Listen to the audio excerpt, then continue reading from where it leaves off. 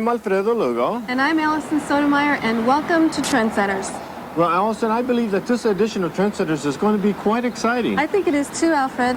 After seeing the agenda, I think that our viewers will be seeing some very unique and interesting works of art and stories, especially here, the Galleria Capistrano.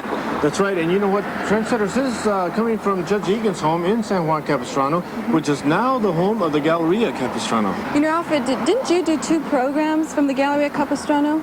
Yeah, what I did was I interviewed Tony Ortega, who is from Denver, Colorado. He's an artist, and I also interviewed Robert Rivera, who is a gourd painter, and he's from Albuquerque, New Mexico. So we did a couple of programs on their artist work, their paintings, the gourds, and it was very interesting, and I enjoyed it.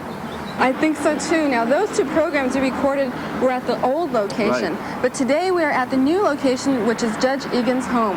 That was purchased and refurbished by Sue DeMaio. Judge Egan's home, which sits prominently on Camino Capistrano, was built on this site by its owner because of its proximity to the Seal and Wright Stagecoach Depot, now the Al Adobe Restaurant. Now, Richard Egan was a typical Victorian gentleman of his era, and that he was a man of many abilities and interests. In addition to being an expert with the legal arena, he was also a highway commissioner, a school superintendent, a surveyor, and an agent for local landowners. And as an engineer, he was the person most responsible for securing rights of way to bring in the railroad to the new county he helped form, and that was Orange County. Well, I guess you can understand why Sue DeMaio, chose to relocate here with her Galleria. And of course, you're going to be giving us a tour. Yes, I will, Alfred. And I'll also be interviewing Sue DeMaio and finding out some very interesting things about the home. What are you going to be doing, Alfred? Well, what I'm going to be doing is I'm going to be taking our audience out to the fast track. And it's going to be into the world of karting. We're not talking about lawnmower engines, are we? Lawnmower engines? I hope not. Allison. Come on, we've progressed from the days of putting around in go-karts, and today it's a very sophisticated form of racing. As a matter of fact, many of the top racers in racing got their start in karting. Weren't you racing for a while, Alfred? Yeah, I was. I have my own kart, and what I'll be doing is taking, again, our audience out there so that they can see how exciting it is. And if you ever wanted to race and couldn't afford it, this is the best way to get the thrill of the speed, and it is not as expensive as the Formula One cars. As a matter of fact, I brought my driving suit, and I'm going to be changing into it so I can go out there. Well, you better be quick. Fast? I am fast. To tell you the truth, I have learned. Yes. See, I've learned to be fast, and when you drive these cars, you can actually reach speeds of 50 to 60 miles per hour. Wow. On the small tracks. Now, on the large tracks, you can reach speeds up to 150. So fast, I'm going to be changing a snap. Well, we'll see. So I'm going to go and change now. Okay.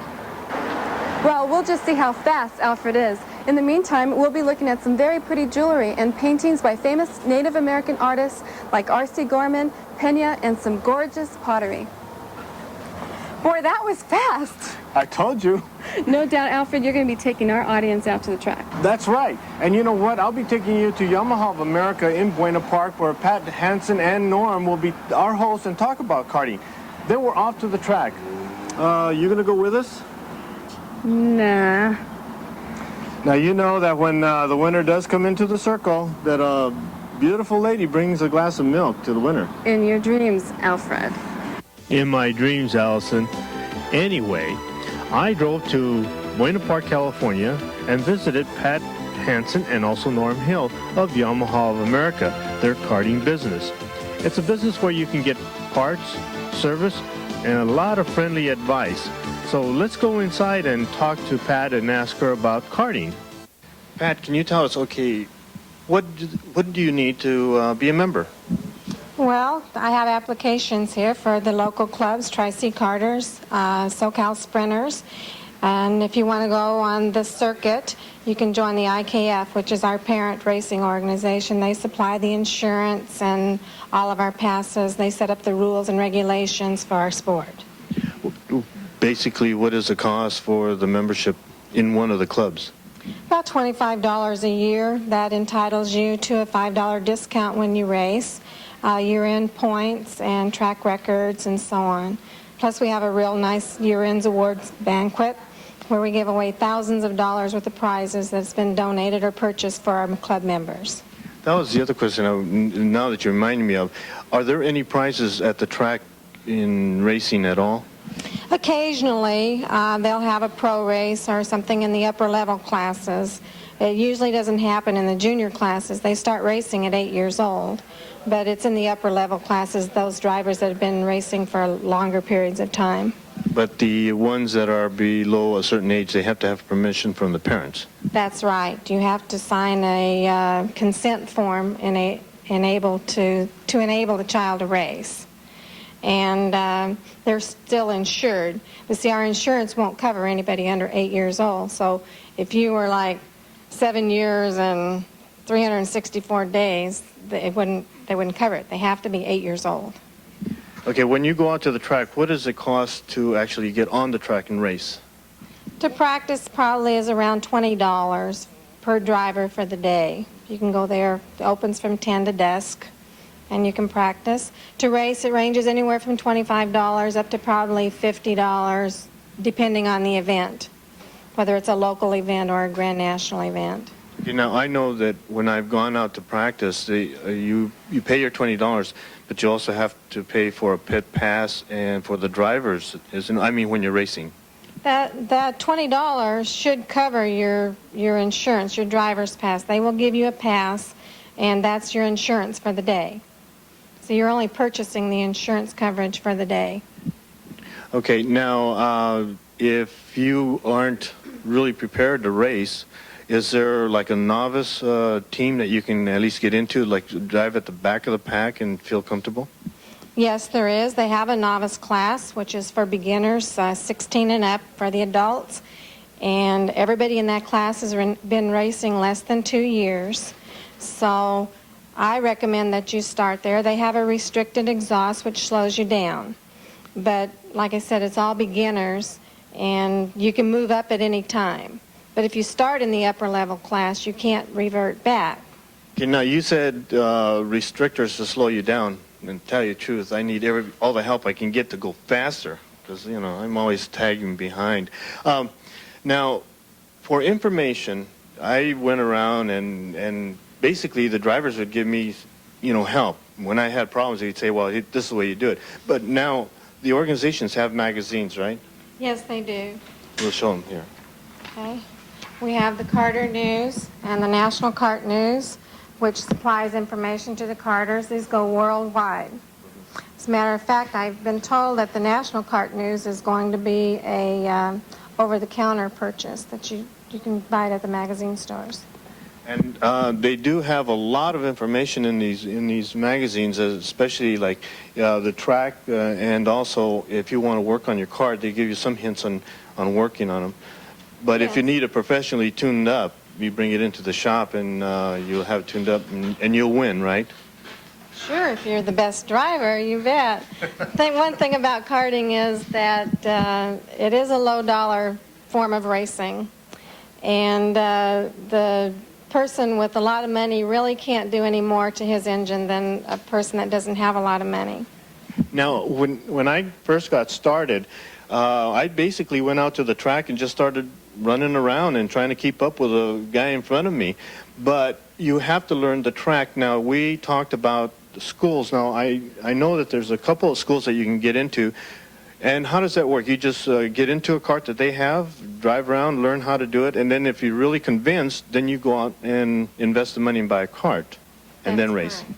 Well, that's an inexpensive way to get the thrill or to at least learn what karting is about.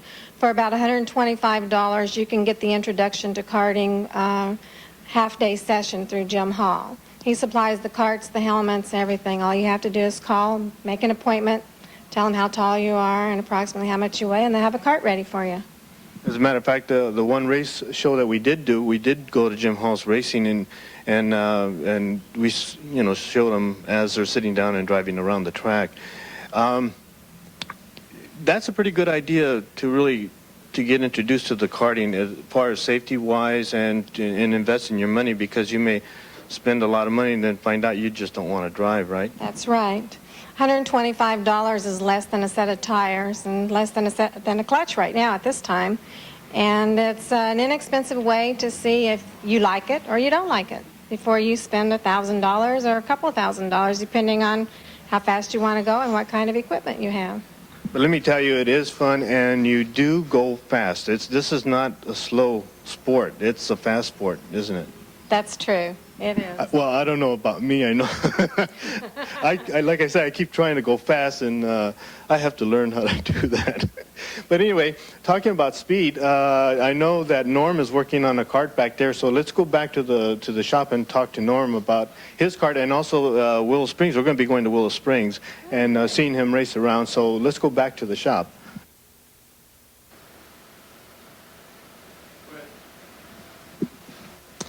Hello, Norm. Hi, Alfred. How are you? Well, we're here with Norm Hill, and now this right here is the Sprint kart itself. And as you can see, they're, Allison, they're not lawnmower engines anymore. But why don't you give us an update on how the cars are built now? Okay. Well, this is an Emick Monza chassis. This is new for the 1992 season. Emick Enterprises has kindly sponsored us, myself and another driver here in the shop, with these cars for the 92 season. The Sprint karts are the backbone of karting. We can run these every weekend. We can run them on asphalt, on the dirt. We can run these things about any place, even temporary courses which are in parking lots. The newer chassis have sophisticated geometrical adjustments in the front, kind of like race cars do. We can adjust the caster, we can adjust the camber angles, we can also adjust it's a sophisticated thing to most karters, but it's called accrement, which has to do with how the steering geometry is going to transmit weight across the chassis. So it isn't just an axle going across and holding two tires. No, it's not. It's just like a race car. All these things will be changed during track conditions. Different tires will dictate different settings. They have a major effect on what happens with the kart. Now, we're actually talking about track conditions, altitude, the temperature of the tire, that all come into play with this, right? Oh, very much.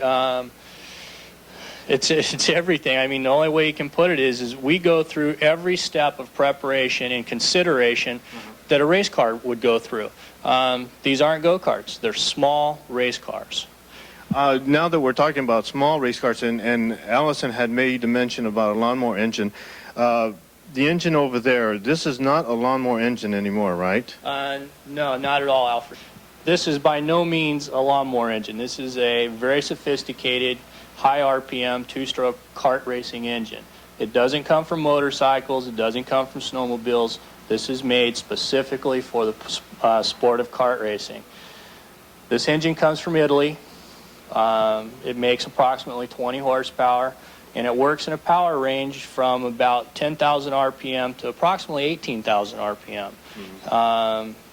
And it accelerates pretty quick. It has a terminal speed, depending on how you gear it. On an average sprint track, it runs about 65 miles an hour. Now, you're talking about the sprint track itself. Yeah, 60. on a small sprint track. Now, we can take this same engine and take this out on, say, an enduro kart to Willow Springs, and an engine like this would run somewhere approximately about 110, 115 miles an hour. And you're only 1 inch off of the ground going at 115 miles an hour. Yes, and you're laying flat on your back in an enduro kart. Well, we're going to get to the enduro karts in a little while, but now I know that once you're in a sprint kart in a sprint track, you have to have your different gears in the front and different gears in the back. But when you go to the enduro, like Willow Springs, I mean, you have to totally change all the gearing again, right? Oh, yes, we do. We go from a chain drive situation and an engine clutch situation. We go to a belt drive, an 8mm synchronous belt, similar to a blower belt on a car, on a drag car. And we go to an axle clutch, which would be located over here in the center of the car. We'll change gear ratios from approximately, we run anywhere from 7.5 to 8 to 1 on most of the common sprint tracks. And when we go to Willow Springs on an enduro kart, we'll generally run anywhere from 4.5 and sometimes down into like 3 to 1. And that's what allows us to achieve the high speeds. Now, if you think there's it's confusing to understand that. All you have to do is bring it in here, and they'll set you up before a race, and like I said, you can become a winner at the track. Now, the other thing I was going to ask you, it's a centrifugal clutch, right? Yes. There's no shifting on this kart at all, right? No, no shifting at all. This is a centrifugal clutch. It's filled with oil. This clutch is kind of a spin-off of the common clutches that are used in drag racing. It works on the same exact principles. It's all basically, I mean, if I was to show you one, it is a miniature version of a top fuel clutch used in drag racing. Very sophisticated little unit. You're actually sitting up. There's no roll bars, if you notice that, and no belt. Now, they may ask that question, why isn't there a safety belt or a roll bar here?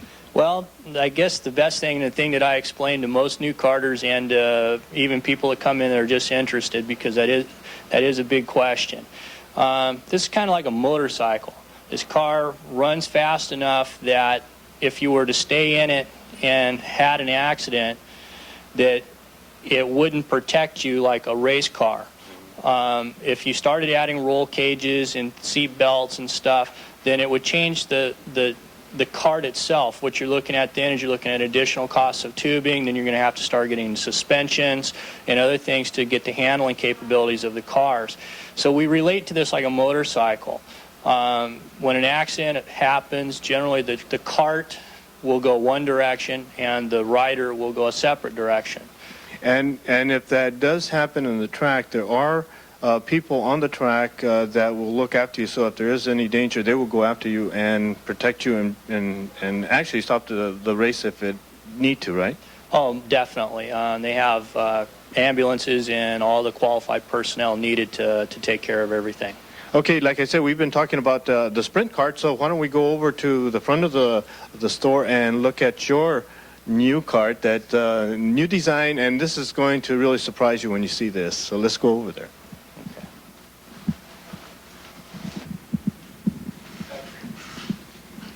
Now, this is a road racing kart. This is a difference between the sprint kart that you saw before to road racing. How did road racing kart come about? I mean, now having to lay down on your back. Well, it's basically the need to go faster. As you know, karting's been around over the years, and we've been allowed to run on the big sports car tracks such as Willow Springs, Sears Point, Laguna Seca, Talladega, all the big tracks that everybody sees on television every Sunday. We run these karts on, and as the speed has increased, the need for aerodynamics has come into play. And one of the first things that happened was to take the driver that was sitting up prone and pushing a lot of wind with his chest, was to take and lay the driver down. And you automatically, you picked up a aerodynamic advantage. And then the body work has come into play. And for us this year, this car is brand new. There's a lot of new aspects in aerodynamics that we're trying to employ with this car to gain an advantage. And we've also taken from the traditional 200cc kart, where traditionally the engines would be one on each side with the driver located up the center. We've moved both engines to one side and moved the driver off to the other. And we've designed a coupler that actually connects the two engines together, so the two engines act as one engine. Now, is this basically the same kind of an engine that we saw in the sprint kart, except there's two of them? Yes, this is made by Yamaha Motor Corporation. They don't quite put out the same amount of horsepower as the other. They have different methods of fuel induction. But basically, yes, they're very high horsepower. Again, engines that were designed specifically for karting. Now, some of the karts do have a body work, and some just don't have any body work at all, but they're still out there racing. Oh yeah, it kind of just depends on the level of competition that the person's looking to get at. You know, nowadays the majority of the enduro karts are full-bodied. Now, what kind of fuel do you use in these karts? We use racing gasoline. I prefer to use VP racing fuels. We've done a lot of testing on our dynamometer here in the shop, and our combination just seems to run the best on VP racing gas. Just about all the competitors run some sort or one manufacturer or another of a racing fuel. We do have rules as to fuels that we can and can't use. They do check the fuel at our competitions, and so it's closely monitored. But you know, there's just different manufacturing, so we find that the VP gives us an edge. Yeah, as a matter of fact, it may give me an edge too, because that's what I need to do. Is I need to go faster than what I am doing now. So anyway, what we're going to do is we're going to get into the cart to show you what it feels like, or at least you can see what it feels like to be in the cart itself. And so I better take off my jacket here. Oh, but That's a nice looking jacket, Alfred. Allison, I wanted to show you this because I did win this. I came in 3rd place, and that's the 3rd fastest guy on the track. And the Bridgestone gave me this jacket. It was an award for coming in 3rd place. So see, Allison, I am fast. So what we'll do is we're going to show some footage of the kart racing up at Willow Springs at one of the races that we attended, and show you some of the karting that goes on up there and the track itself. So, and I'll be getting into the kart.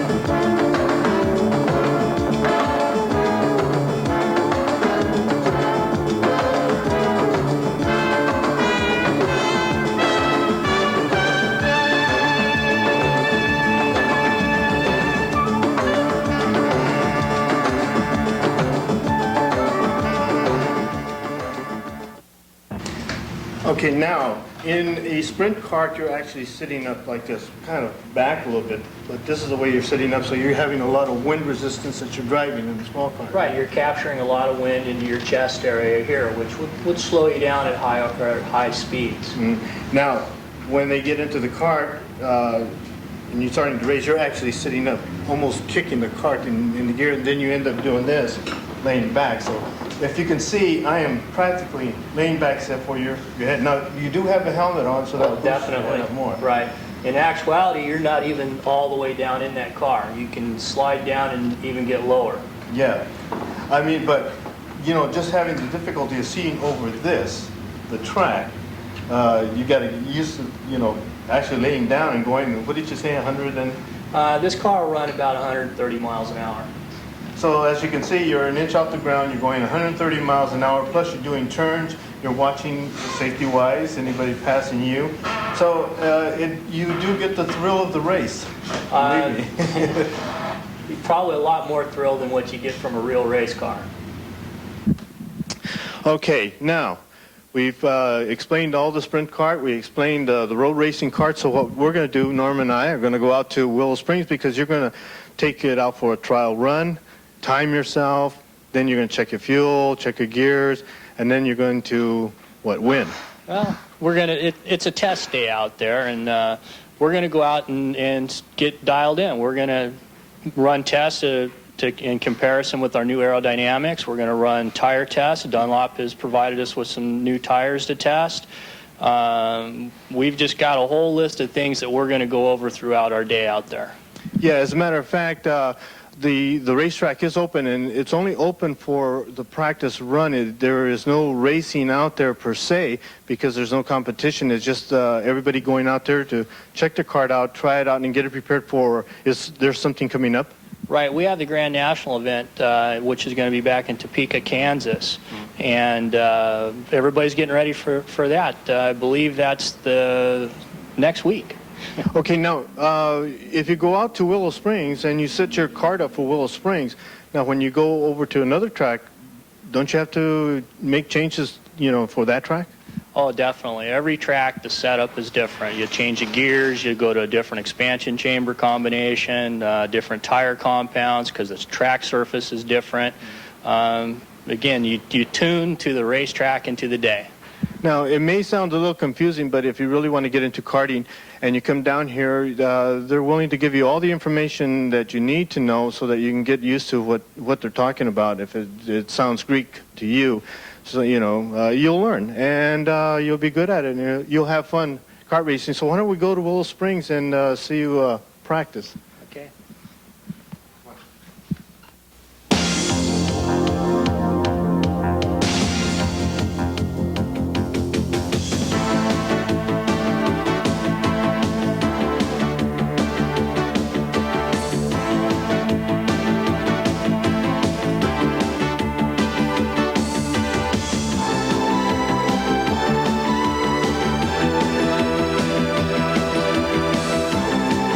Hollis Brown. And now, Hollis, what is the position with the karting? I'm president of Southern California Karters. This is a practice day that we have here at Willow that Bill Huth gave us as our year-end point presentation. No, I remember racing my sprint kart out here, and now you getting ready for some Grand Nationals, so it's ready to test the kart. Right. SCK was awarded the 1993 Grand Nationals here at Willow, and it will be exactly 1 year from next weekend. So a lot of the guys are here today to try to get used to the weather and the conditions that we'll be running in next year in July. Okay, now anybody that's interested in kart racing can give you a call. Who would they call? Sure, they can call International Kart Federation or call Hollis Brown or Willow Springs or SCK, and we can get them all the information out that they need. So if you ever wanted to go kart racing, call them up and find out, get all the information you can, and come on down over to Willow Springs and do a little bit of racing and get involved in road racing. Yes, we also have a driver school out here that they can come out and actually go through a school and learn all about karting and do it a half a day or do it up to a full 2 days. It's a Golden State Kart Racing School. Okay, so if you don't have a kart and you want to try and just to try it out, see how it feels like, you can come to the school, sign up, and then you can take some laps and learn. If you really want to get involved in kart racing.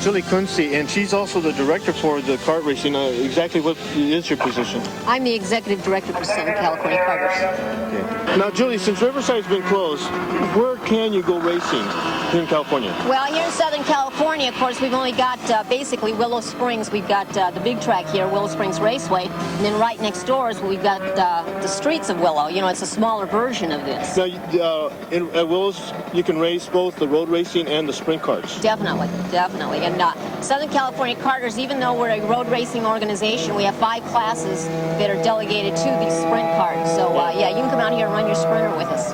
I can come back out again? Sure, we'll take you back. That is, if I can get it repaired and back into shape. Right. Now, we'll wait till this card goes by. But when you do race, there's a lot of safety factor involved, right? The cars are inspected for safety. Oh, definitely. You know, everybody thinks of go-karts as kiddie cars, but they're as sophisticated as an Indy car. They have to go through a thorough tech inspection, prior to them getting on the racetrack. And as you can see, they all wear, full uniforms, Snell-approved helmets, and, yeah, very safety conscious. Let me tell you, sometimes you have to work a lot to get the card in the safety factor so that you can come out here. So that's good. Yep, you got to,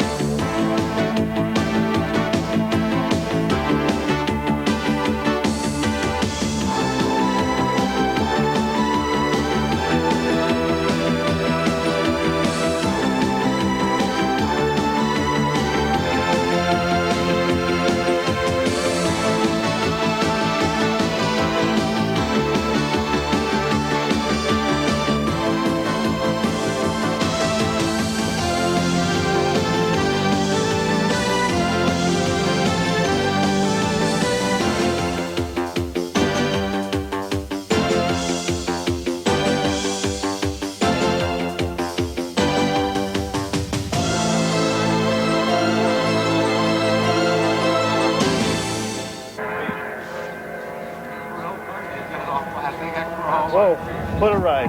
That is, let me tell you, that is a ride. Now, you know, I know it costs money to race. So how do you, can you get sponsors and help you? Sure you can. This season, I picked up 2 new sponsors. I picked up Snap-on Tools. Joe Van Duren of Snap-on Tools in La Mirada has kindly sponsored us with all of our tool needs for here at the racetrack and in our shop. We also picked up sponsorship from Emic Enterprises. Matter of fact, that's an Emic chassis that you just took a ride in. And we also have 2 new Emic sprinters in the shop as well that they've given us for the smaller sprint courses. So there's sponsors out there to be had if the guy's out to look for them. Okay, well, I want to thank Yamaha of America. I also want to thank Hollis Brown, Judy Kuntze, and Willow Springs for letting us come out here and do this. And for you, Allison, you had the chance to come out here with us and take a drive around there, but I was able to do that. So back to you, Allison. Some people get all the breaks. Well, let's get to the artistic portion of this program. The Galleria Capistrano welcomes you to the Egan House.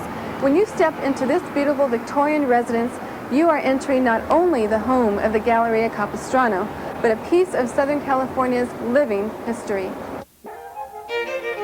Judge Richard Egan was one of those self-educated and original characters met with only on the western frontier. Egan was born in County Waterford, Ireland in 1842 and was brought to the United States at the age of 10 to be educated on the East Coast. He was an adventurous youth. Egan journeyed south from San Francisco by stagecoach to reach Capistrano. The fare was a hefty $14. On arrival, he purchased 160 acres of government land for the sum of $1.25 per acre. He acquired over 600 acres. Judge Richard Egan was not an official judge of record as we have today, even though many of his rulings still appear as casebook law. Egan was dubbed the alcalde mayor of Capistrano by his good friend Charles Loomis, the founder of the Southwest Museum. Judge Egan was by common consent San Juan Capistrano's alcalde in the Spanish tradition. This once stately Victorian home, which had been the showplace of Capistrano, had gone to rack and ruin. Fortunately for Harmony Hall and for Prosperity, Barney and Ethel Papal became its next owners. The couple fell in love with the house while dining in at the Al Adobe restaurant one day in 1965. After Mrs. Papal's death, Mr. Papal sold the house and then it stood unattended for approximately 4 years. Enter Sue DeMaio. Sue had come to San Juan Capistrano towards the end of World War II to start a pottery manufacturing business. This was followed by the opening of the Capistrano Trading Post, located directly across from the Mission entrance in 1945. After 40 years in the art business, one would wonder why Sue would meet yet another challenge. But she found that proved to be her crowning glory: the restoration of the Egan House, the relocation of the Galleria Capistrano, and the desire to protect this landmark led her to buy the property in 1990. Sue, what made you interested in this particular house? This is one of the landmarks I remember when I first came to Capistrano, which was now over 40 years ago. There was another place behind this called the Las Rosas, which was the mother house to this one. This one was built of bricks left over from when the Las Rosas was built. This was in 1883. So I passed this house hundreds and hundreds of times, seeing it become more and more dilapidated, more wasted, and yet I knew it was a marvelous place. So I made the quantum leap, I purchased it, and it has been a labor of love, but well worth everything we did. Oh, that's great. That's great. Now, I want to get more towards the history of the city and how you were involved in it. What attracted you to San Juan Capistrano to begin with when you first moved to the town? I believe it was near the end of World War II? Well, it was in the middle 40s, about 1944. And I came here because I had had a lot of experience in designing pottery.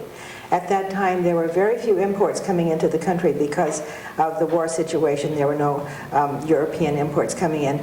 Merchandisers were desperate for anything to put on the shelves. And I had a friend who made pottery, and I came and designed a line of ceramics. We became partners and had a business called Capistrano Ceramics. which was really why I came to Capistrano in the 40s. So that was your first business here in That was my first business here, yes. And then from there you went on to build the Capistrano Trading Post. Yes, actually, the Capistrano Trading Post, which was very successful, was at the time kind of an afterthought. We were, like every other potter, making a lot of what we call seconds, imperfect pieces. So we needed a place to sell them. About that time, gas rationing had ended, and a lovely young person like yourself would have no concept of what that did to people. But suddenly, I realized there was a huge amount of traffic coming through this historic location, through here largely because of the attraction of the mission and because people were pent up having to have gas rationing, then they could suddenly get out and go. So all of our seconds were something which were available to people, and we would sell them for a discounted price. That became so successful I had to go out and buy other people's seconds, and I needed a place to sell them, which is what became the Capistrano Trading Post. That's very interesting. Was it a fluke that it was located directly as you're going down the main boulevard? Or? Actually, yes, it was. It was just the only piece of property available near the mission and also near where the pottery manufacturing business was, which was at the other end of the mission. So it was something that was partly caused by circumstance, and it was also a wonderful historic, a kind of a spiritual community. It was a place that I really loved being, so I guess that feeling has kept me here. In 3 more years, I will have actually been in business in this community for 50 years. That's a long time. I think that's a record. Yes, I'm still alive. At the Capistrano Trading Post, I know that the story behind it was that you actually built the store. Is that correct? Yes, I actually physically did a lot of the work, and it was really fun. I laid the floor, which is all bricks set in sand, which I don't think would probably be permitted now, but it is something frequently used in Mexico and was very fitting for the community. It also was very inexpensive, and it worked very well. So that business grew kind of like Topsy. It grew to the front, and then as I needed more space, it grew to the back. And I began to realize that there was certainly a market for something other than pottery. And then I began to go back to Arizona, where I was originally from, and buy Indian jewelry primarily. Put it in the trading post and began to sell it. It was really the first, you might say, major source for Indian jewelry in Southern California. Was there a problem, Sue, selling the Indian jewelry when you first arrived here in San Juan Capistrano? I know that it wasn't a very big, popular type of a thing to... Not at all. It was, people would look at, in fact, I still have a necklace, and at the time, this was in the middle to late 40s, the necklace was priced at $39. And I would have people look at it and say, you think you're ever going to sell that for $39?